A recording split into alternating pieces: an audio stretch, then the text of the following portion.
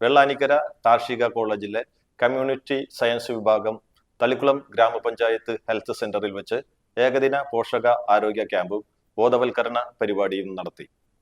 കേന്ദ്ര പദ്ധതിയായ ICSS ധനസഹായത്തോടെ തീരദേശ മേഖലയിലെ സ്ത്രീകളുടെയും കുട്ടികളുടെയും പോഷകാഹാരക്കുറവ് അവലോകനം ചെയ്യുന്നതിനുള്ള പദ്ധതിയുടെ ഭാഗമായാണ് പരിപാടി സംഘടിപ്പിച്ചത്. 300ഓളം വീടുകളിൽ സർവേ നടത്തുകയും പോഷകാഹാരക്കുറവുള്ള കുട്ടികളെ കണ്ടെത്തുകയും ചെയ്തിട്ടുണ്ട്. തളിക്കുളം ഗ്രാമപഞ്ചായത്ത് പ്രസിഡന്റ് PI സജ്ജ ചടങ്ങ് ഉദ്ഘാടനം നിർവഹിച്ചു. ഹെൽത്ത് ഇൻസ്പെക്ടർ മുജീബ്, വാർഡ് മെമ്പർമാർ തുടങ്ങിയവർ ആശംസകൾ നേർന്ന് സംസാരിച്ചു. ഭക്ഷ്യസുരക്ഷ പോഷകാഹാരവും എന്ന വിഷയത്തിൽ ഡോക്ടർ രാകേഷ് കുമാർ ബോധവൽക്കരണ ക്ലാസ് നടത്തി. ചടങ്ങിൽ പഞ്ചായത്തിലെ തീരദേശ മേഖലയിൽ നിന്നുള്ള തെരഞ്ഞെടുത്ത കുട്ടികൾക്ക് ന്യൂട്രി കിറ്റുകൾ വിതരണം ചെയ്തു. തുടർന്ന് കമ്മ്യൂണിറ്റി സയൻസ് ഡിപ്പാർട്ട്മെന്റിലെ PG, PhD വിദ്യാർത്ഥികൾ അവതരിപ്പിച്ച ഫ്ലാഷ് മോബും ക്വിസ് മത്സരവും ബോധവൽക്കരണ സെക്ഷനുകളും നടന്നു. കമ്മ്യൂണിറ്റി സയൻസ് വിഭാഗം മേധാവി ഡോക്ടർ സിജ തോമാച്ചൻ സ്വാഗതം ആശംസിച്ച പരിപാടിക്ക് ഡോക്ടർ അനീന നന്ദി രേഖപ്പെടുത്തി.